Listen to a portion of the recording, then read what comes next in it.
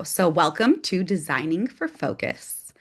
I am Candace Robertson, and I am the Assistant Director of Student Experience and Outreach for our Masters in Learning Experience Design. I'm in the center of this photo that appears on the screen.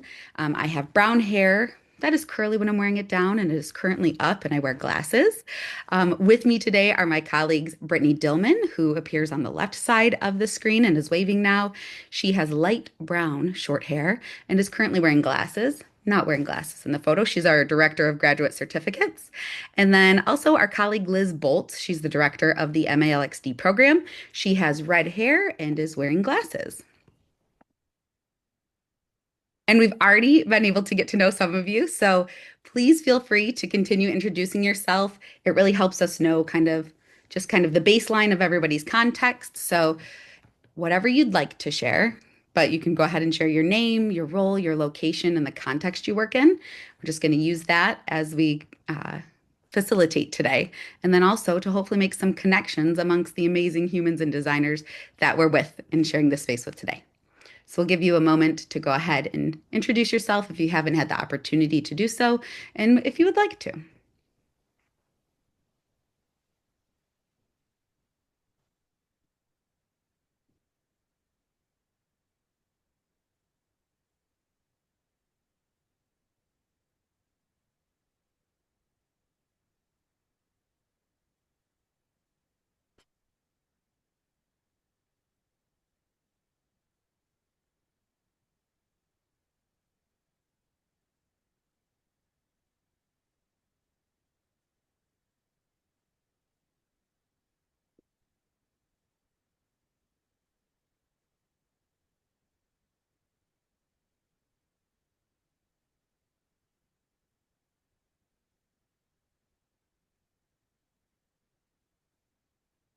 Fantastic. Keep those introductions rolling in. Thank you so much for choosing to spend time with us today. A bit of an overview of what we're going to approach in our time together is that we're going to have throughout the session, you're going to be building and revising and working on a digital well-being plan. I've shared that in the chat again if you haven't set it up yet, but there's a copy of a Google Doc or you can directly download that.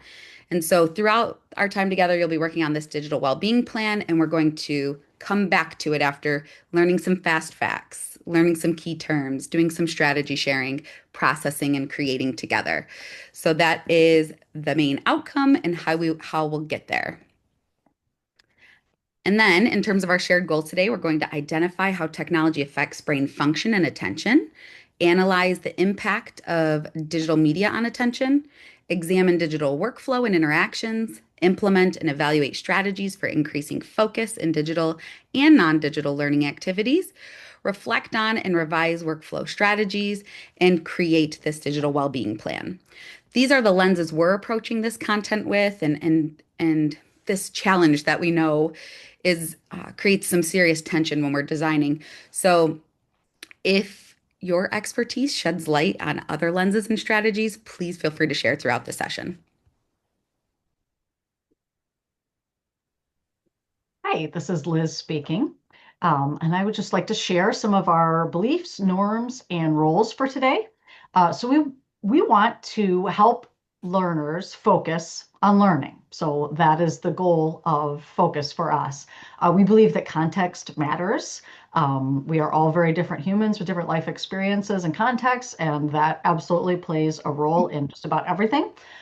We believe that you are the experts. As Candace was just mentioning, we know that you bring a wealth of knowledge and different lenses to bear on this topic, and we welcome and appreciate and honor that knowledge in this space. We also want to acknowledge that we're only going to scratch the surface today. This is a massive topic that we can't possibly completely tackle in the time we have together, but we hope that this will empower you with some tools and ideas and strategies as you move forward. We ask that you participate so that others can too. And that means maybe taking a step back if you feel like you're really sharing a lot, or maybe stepping forward if you feel comfortable doing so. Share things that are yours to share in this space. And then finally, myself, Brittany, and Candace, we are just your guides. We are not the sage on the stage in this space. We'll be sharing some information today, but again, it is just one lens, and we know that there are many other ways and perspectives to take. So that will guide us for today. While we are focusing on focus, we're going to give you permission to be present in this space. And it might also be helpful for you to give yourself permission to be present in this space, which we know is increasingly difficult, especially in a webinar format when you likely have notifications popping up left and right.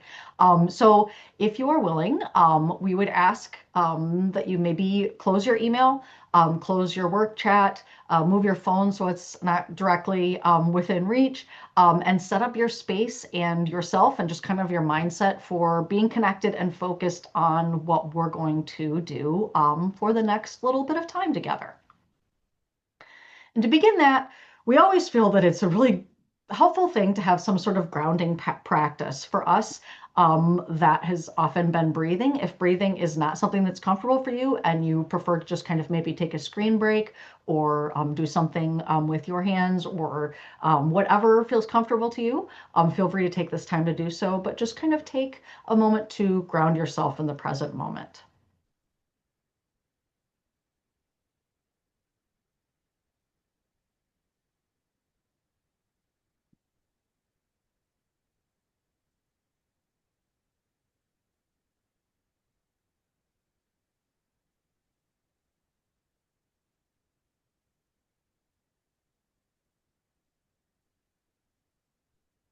Thank you. Hi, everybody. Hi, everybody. This is Brittany speaking.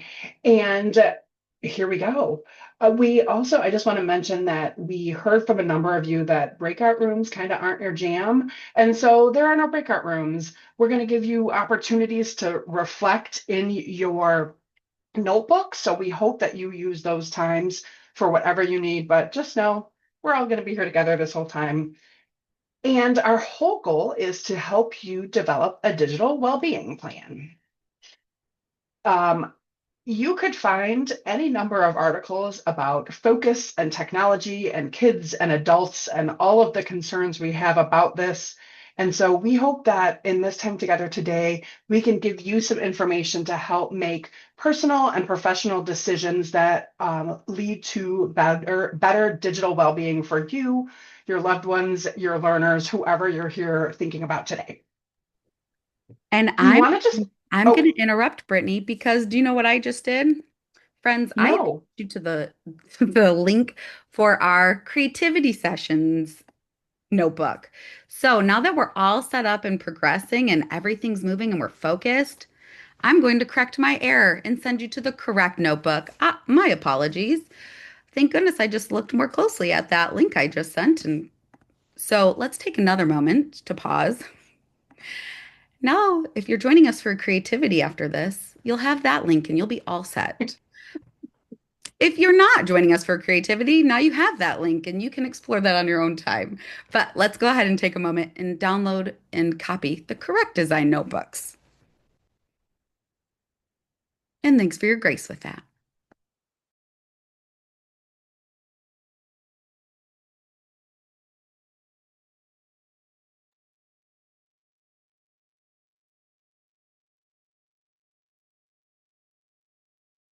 If a couple folks could send a reaction, thumbs up, or anything once they've had enough time, I'll look for a few of those. And then when I see a bunch, I'll know that we're good.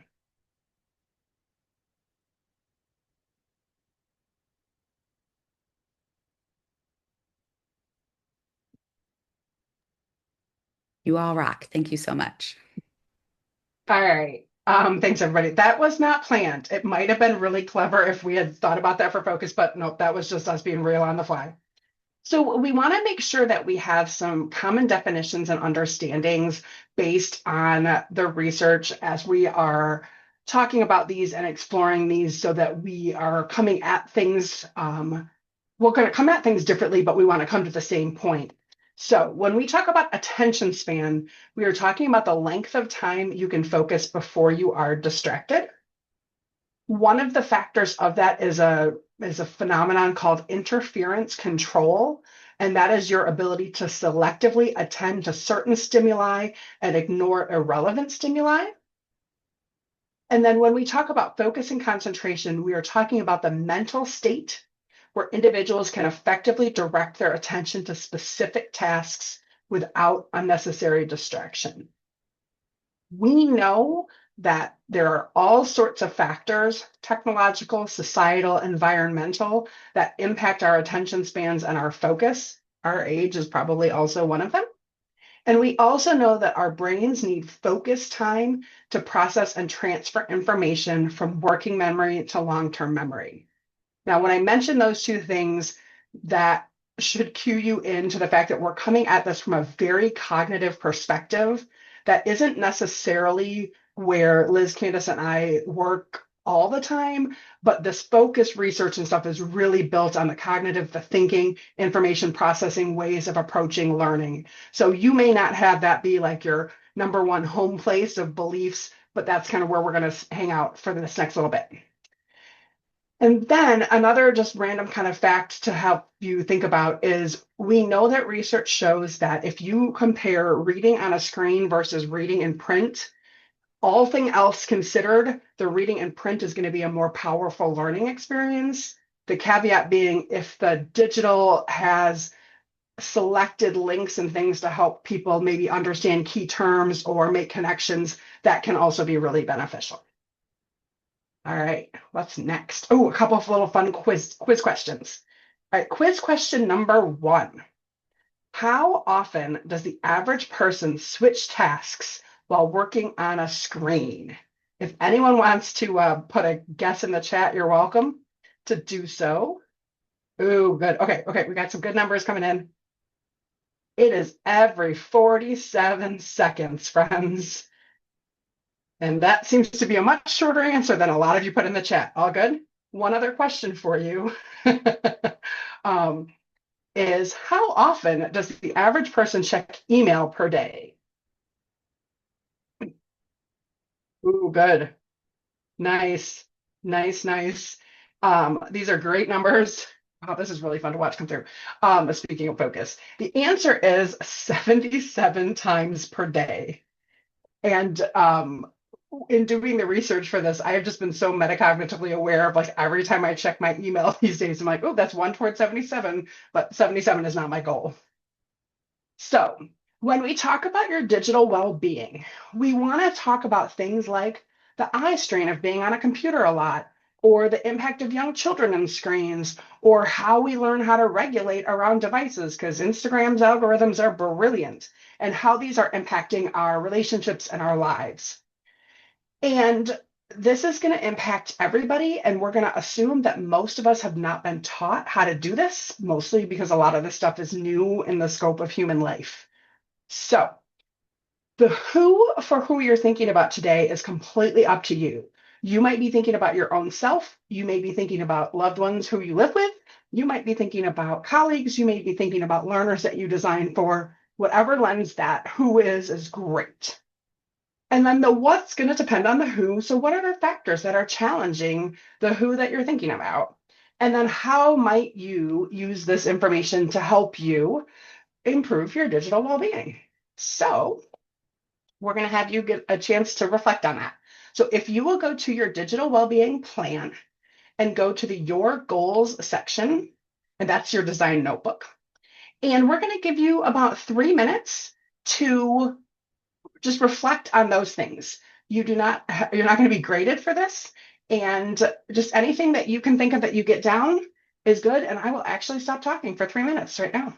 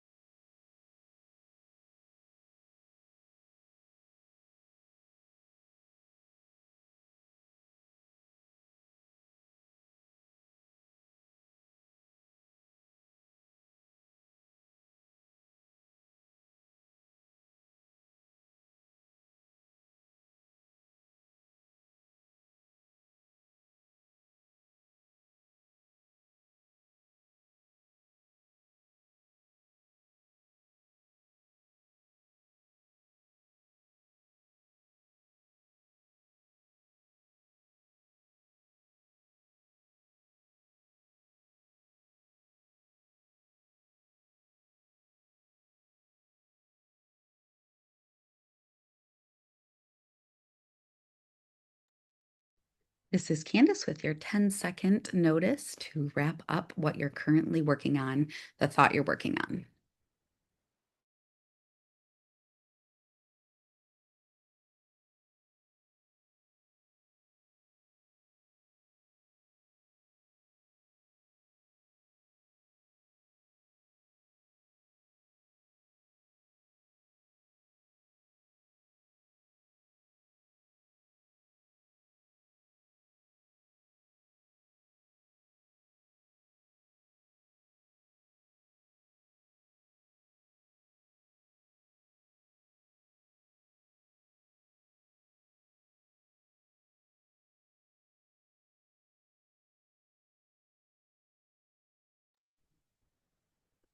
All right. Thank you for that work. And now we're going to move into a section that is a little bit more sit and get than what we usually deliver in terms of our facilitation, but it's important because this information informs our discussion. Also, just a reminder to try to keep your phone and other devices a little bit quiet or out of view at the moment so as we work through this so we can focus. So one of the first terms that we'd like to talk about is executive functioning. This determines what information will be attended to, noticed, and processed. In three broad categories, executive functioning falls into inhibition, shifting, and updating. We also know that emotions and well-being matter big time. We also know that we can improve our executive functioning. It is not a fixed quality. It's something that we can work on, which maybe is exactly why some of us are here today. And if we think about executive functioning, we can think about maybe impulse control. That could be the inhibition piece of executive functioning. So what is our impulse control like when there's a cookie sitting next to us, or we get a notification on our device, which thing wins out? So these are all things that play a role in our executive functioning. In terms of design strategies that align with this idea, it's important to have clear objectives and outlines, self-identified executive functioning strategies, opportunities to practice hard things and to engage in sustained effort, which can be very challenging, as I'm sure many of us know. And then using UDL, or Universal Design for Learning, to work in emotional capacity, building knowledge, and strategy development. Another important idea is focused attention. So attention is a limited resource and limited cognitive resource, which allows us to selectively filter the vast amounts of information that we encounter on a daily basis. So we allocate that, we filter that, so that we can process information that's relevant and important to us. We need focused attention in order to complete tasks and achieve goals. We also know that attention is a limited resource. We don't have unlimited amounts of attention.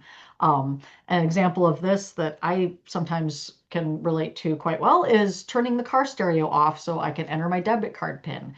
It's not really necessary. Those are different sensory inputs, but it helps me to be able to focus my attention. So again, thinking about design strategies that are related to focused attention, providing clear guidance and time guidelines, provide thinking and processing structures to help folks as they are working through things, providing reminders when needed to prompt folks or remind them of due dates, giving adequate time, and not interrupting.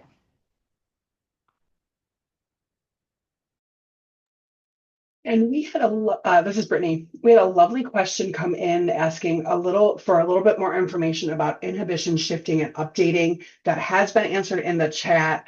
And so if there are follow-up questions about that, please let us know if Candace's lovely response from my perspective didn't answer your question as fully as you needed it to be. Multitasking is our next section, but we are going to encourage people to stay away from that phrase because the reality is humans don't multitask, we task switch. And despite the fact that my husband continually disagrees with me, That is what research shows us. And so what happens when we're trying to do more than one thing at a time is we can shift our attention, but each time we do that, we have to acclimate our brain potentially and body and reorient. And that takes time. And we're probably talking milliseconds, but it is time. When that happens, it actually causes physiological stress, not unlike seeing the background of Liz's computer in some Star Wars type thing for a moment. But we're good. I don't think Liz meant that to be a task switching uh, opportunity either. We are working real hard on that and humanizing. That was great. Perfect timing, Liz. Um, and so again, it's those notifications. I'm working on something and the oven beeps, or I'm working on something and the phone call or the phone rings or text or something. And how do I handle that? And so that's part of the reason we asked you to create as few distractions for yourself as you possibly could. So when you're designing for others, we want to keep in mind that technology is designed to mess with our focus, right? It wants us to go where it takes us. They want us to stay in it as long as possible. So we just need to be smarter than the technology in that way. We want to make sure that, especially if we're sending our learners outside of whatever home-based learning system we're in, whether it's a classroom or a learning management system, that we have carefully considered what might distract them and to help them be as focused as possible. And then we want to also make sure that we're providing logical things for how and where we're asking people to put their focus. So, like, if you're asking someone to read slides and listen to you, as we might be doing right now, we're actually asking you to multitask or task switch just a little bit. Whereas in a moment where we're going to ask you to share your ideas, I'm actually not going to talk. So, what design strategies and ideas do you have for helping yourself, your loved ones, or your learners be able to focus and not need to task switch? Can you drop some of those ideas in the chat for us?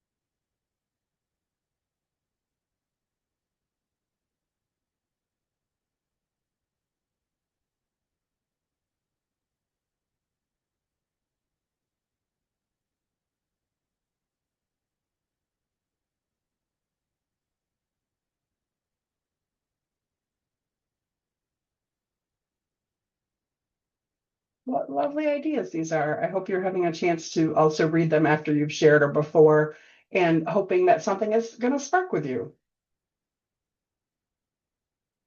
We're going to head to the next key term, and if you want to keep sharing ideas, you are welcome to do so. So the next key term, this is Liz speaking again, is screen time, which might be familiar to some of us. We're probably engaging in it right now. The amount of time spent using an electronic device with a display screen. And this can have impacts in a variety of ways. So it can impact eye health and sleep patterns.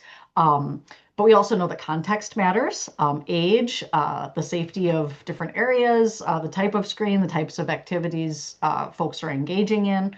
And then in terms of what counts, laptops, smartphones, TVs, games consoles, desktop PCs, just to give some examples of what those are. Now we think about design strategies related to screen time. Something that many folks strongly believe in is providing options to do print and do things offline. So for example, today, if you prefer to work with a non-digital option and write out your thoughts, absolutely welcome that. Also using active learning, so simulations, using scenario-based learning activities, engaging in critical thinking, exploring case studies, using role play. And then we'll open it back up to all of you and give you about a minute. So once again, what are some design strategies that you have used or maybe encountered that account for screen time?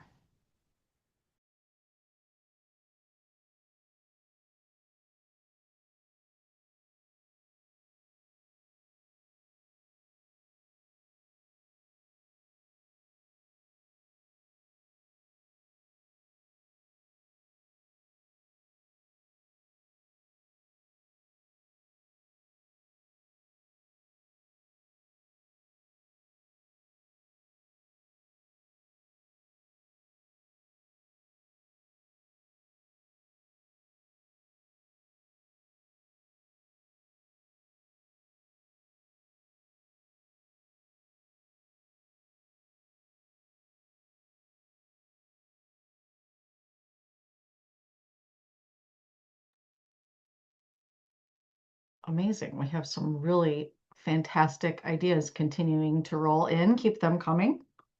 But we will move on to our next key term or topic area, and that is breaks. Um, Love a good break, right?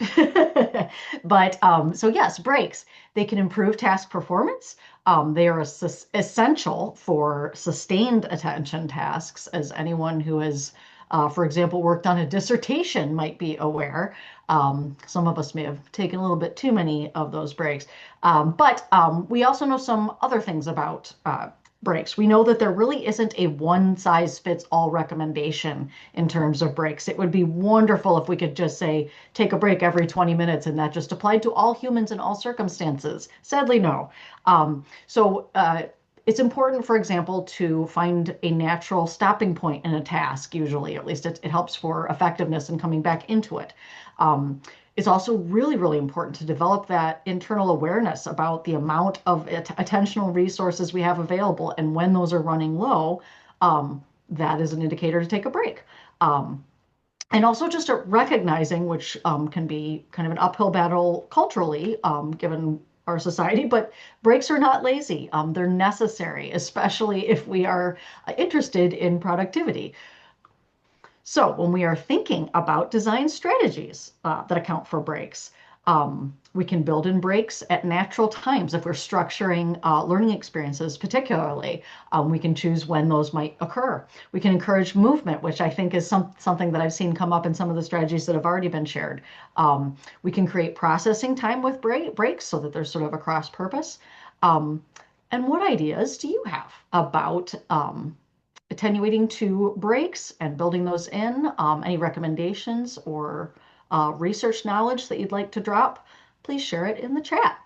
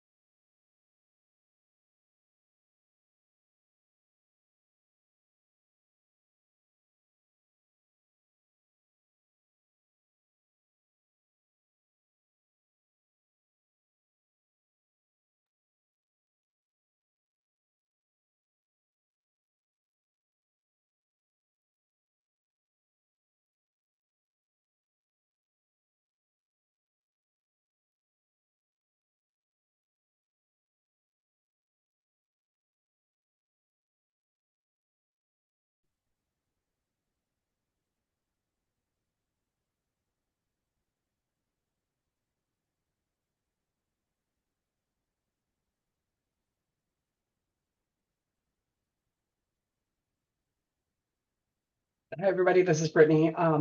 What I'm realizing right now is it would have been brilliant of us to put breaks at the end of this session when we were going to take a break. But let me just promise you that we do have a break coming up. We've got a couple other key ideas to share with you. So we want to talk about digital interactions. And that, from a measurement perspective, is the frequency, patterns, and nature of the interactions we have with digital technology. And this gets really tricky, nuanced, and contextually focused because we have quality and quantity that we want to be considering. So my mindless scrolling of Instagram at 10:30 p.m. is really different than the time here we are together, which is really different than when my family watches Bluey. And so we want to be mindful and aware of how we're putting digital interactions into learning experiences, and the fact that sometimes it's going to be the human and the digital device, and sometimes it's going to be the humans through the digital device to other humans. Um, and noticing and being aware of the patterns that these digital interactions have for us or for our learners. And again, we're looking for that quality because quantity can be really variable in this circumstance. So we would encourage you to create consistent patterns for yourself and peer interactions. We would encourage you to, excuse me, have interactions with problem solving and games and other activities that involve sort of higher level thinking tasks. And we would always encourage you in all of your roles to evaluate that technology. Is it the right technology for the right task at the right time for the right learners? What other ideas do you have? How do we how do we use digital interactions carefully and thoughtfully? Share anything you got in the chat with us.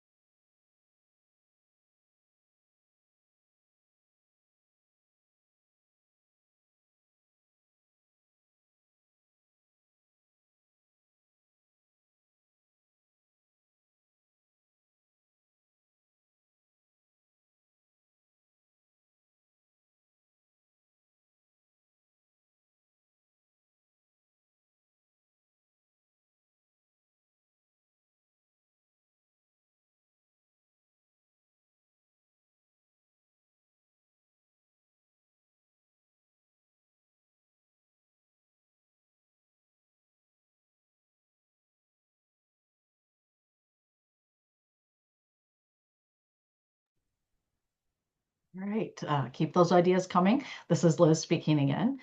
So another important term is digital well-being. Most of us weren't taught to self-regulate our device use. So the state of our health concerning our relationship with technology, that is what we mean when we say digital well-being. The goal of digital well-being, or at least positive digital well-being, is an intentional and healthy relationship with technology. So that might look different for different folks. And a lot of that comes back to that self-awareness piece. But we also think about the individual versus collective or societal responsibility with regard to digital well-being. It's all well and good to set your own boundaries around it, but your work might have different expectations of you, and other aspects of society might have different expectations of you. So how much of this relies on us as individuals? How much can we control of that? But how much of it can we maybe consider and advocate for or against and think critically about in a broader, more communal sense?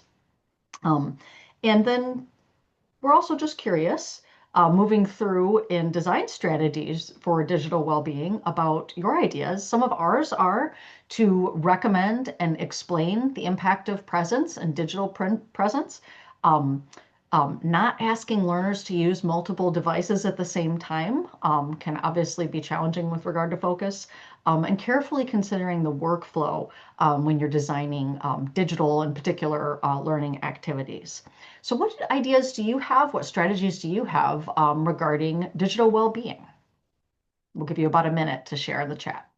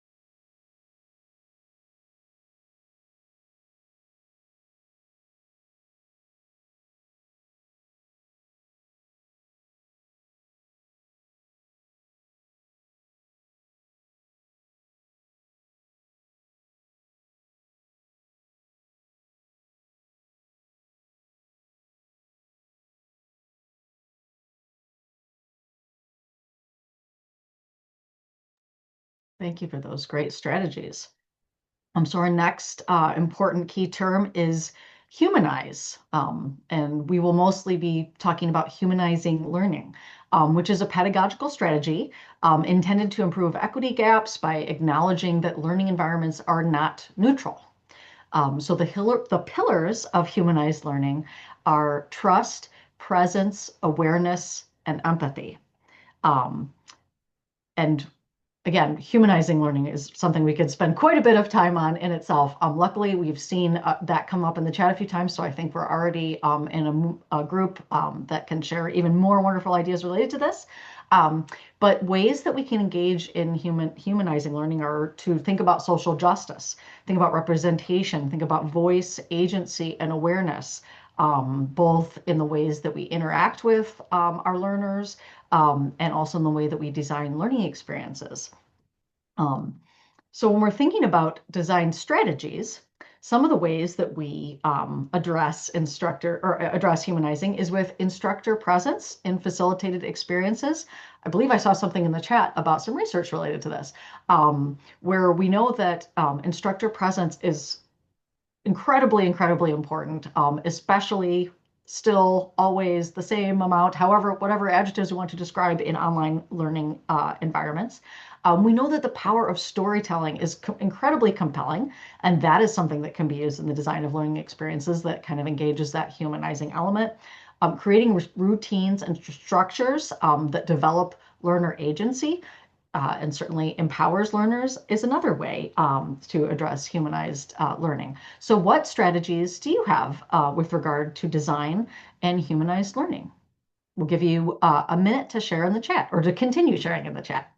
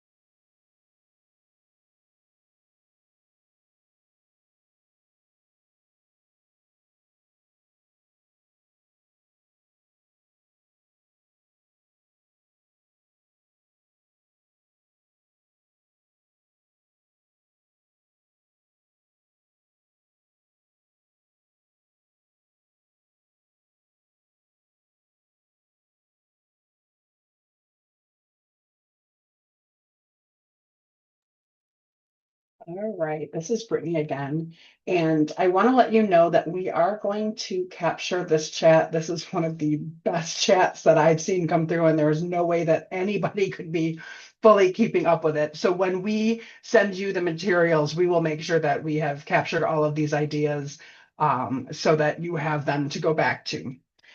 At this And point, Brittany, can I interrupt with some real-time synthesizing? Because ooh, reading through everyone's responses and responding, the three keys to me that have kind of come out of what has been shared so far is that incredible intentionality and strategic planning for setting up your space, setting up yourself as a facilitator, a designer, setting up your learners, and it just being so intentional and taking the time to be strategic about it. And then the other piece, which is really interesting that has come out, is that humanization piece, because it's things that you're interested in, that you enjoy doing, that you are finding pleasure in outside of the learning. So, thinking about this, I think, is a great way to think about our learners and all of the things possibly interfering with their attention and focus. And then how to lean into those things when we are designing so that we can either pull them in as engagement resources and make space for that part of their identities to be able to thrive outside of that learning experience, or giving them that permission as well to take that break and things like that and do those things that they enjoy outside of their learning experience. and that is qualitative thematic analysis on the fly by Candace Robertson. That was amazing. Um, With that synthesis and any other thoughts you've had, if you would head back to your notebook, and Candace, maybe we can put that back in the chat because I know we've had a few other people join. In the goals clarification section, we're going to give you a couple minutes to think about the goal that you had and how any of these key terms or anything from the chat has influenced your thinking about your goals, either strengthening them or challenging them or whatnot. So we're going to give you a couple minutes to think and write and share.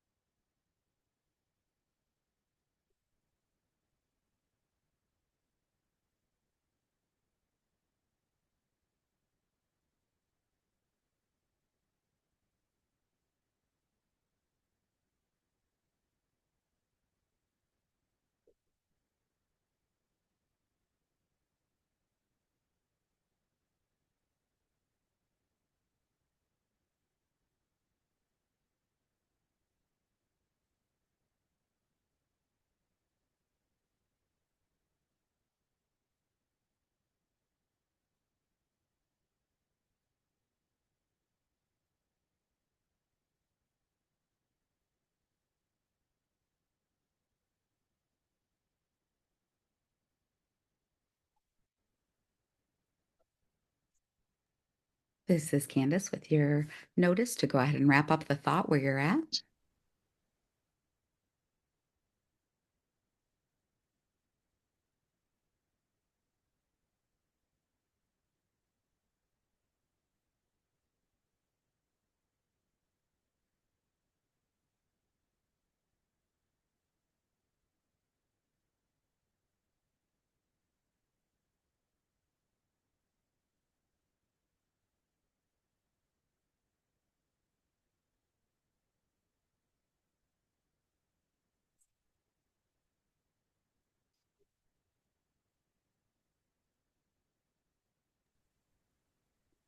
All right, so we'd like to give you 1 minute to share your strategies, any final strategies that you are thinking about. And also just a reminder, have you checked your email? Hopefully not.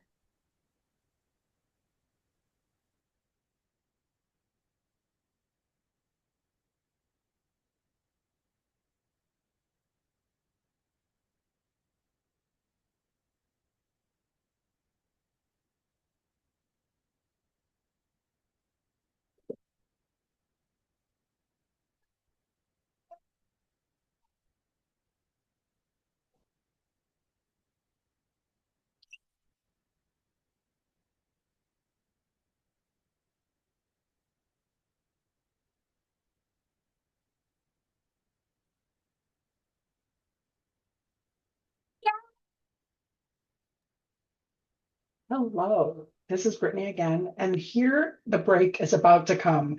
This felt like the most natural place for us to sort of give you some information, let you digest it, and then we'll give you a little break. Now, in an ideal circumstance where we were not constrained by an hour, research has shown that about a 20-minute walk or moving of your body really is the time that's the length of time to really help your brain adjust and solidifying ideas and stuff like that. So we're going to make that 20 minutes too. So clearly not the exact same effect. And thank you for those of you who found that amusing. We would encourage you to go for a quick little 2-minute walk and just sort of let your mind simmer. In the creativity research, this is called an incubation period, where you're just kind of intentionally letting your brain do some other things. And so we'll start back up in about 2 minutes. So feel free to do however your brain is telling you need to do.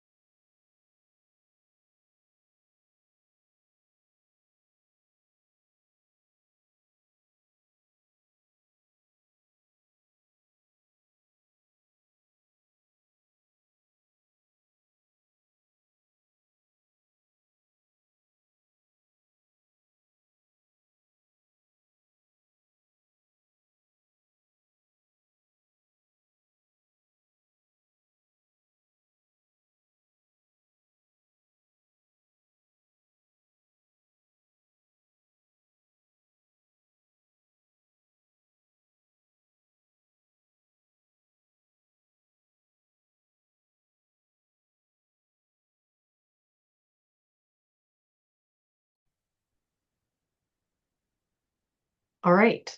So we have adjusted our timing, and we are going to ask that you think about maybe moving a little bit around, finding a different way to hold yourself and to create for about 2 minutes. So, what can you create?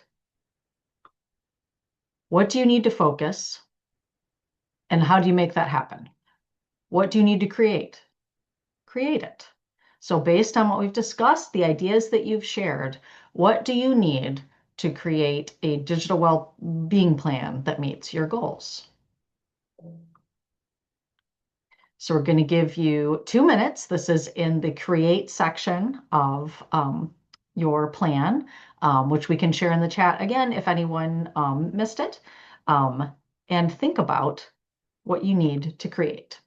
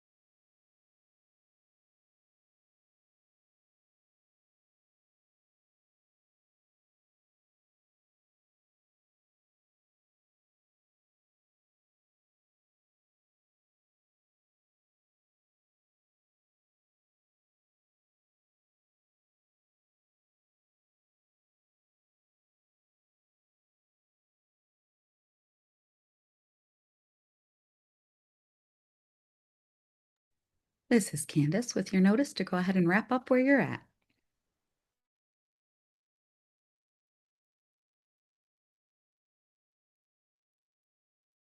As we move, this is Brittany. As we move into our final synthesis, we're going to encourage you to do a quick 3, 2, 1. Find 3 things that you can see if seeing is comfortable and able sense for you. And then find 2 textures you can touch, again, if that works with your mobility.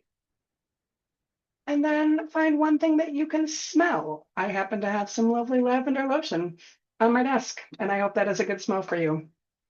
Um, we want to revisit our goals to hopefully make sure that we have covered all of them. So our first goal was to identify how technology affects brain function and attention. The second goal was to analyze the impact of digital media on attention. We wanted to examine digital workflow and interactions and implement and evaluate strategies for increasing focus in digital and non-digital learning activities.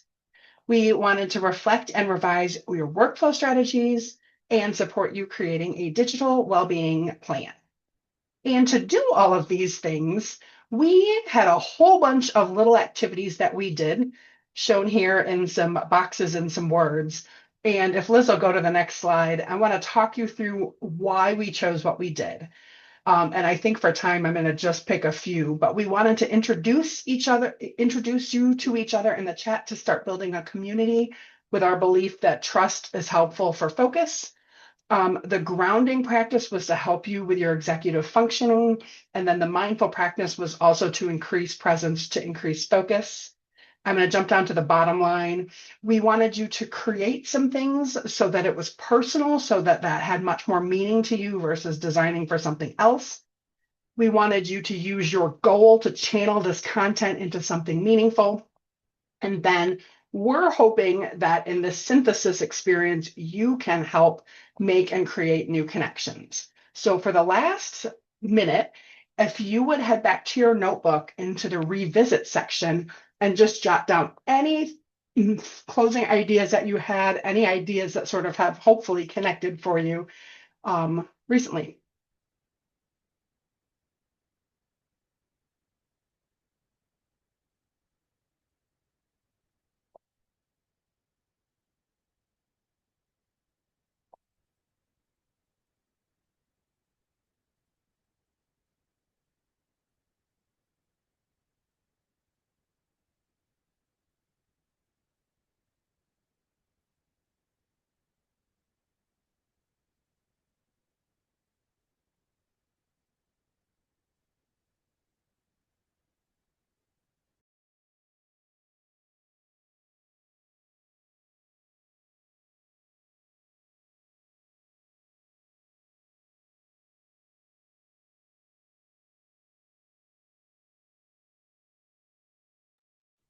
Great. We want to thank you so much for being here today. Please continue to use these resources, including those on your screen.